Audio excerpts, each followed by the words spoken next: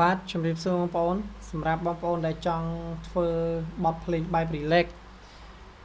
ហើយមិនមែនដោយប្រើ AI យើងធ្វើដោយខ្លួនឯងចេះដូចខ្ញុំអញ្ចឹង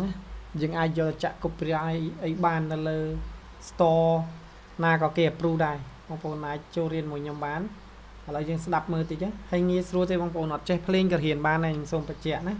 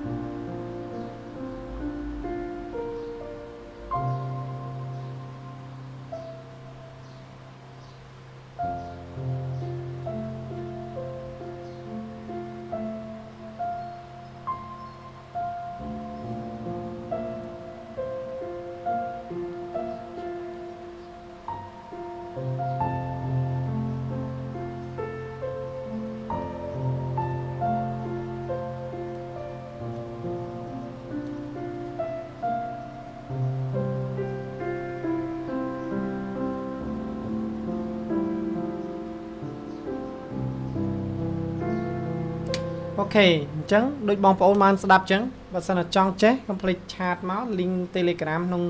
description វីដេអូហ្នឹងឯងបាយបាយ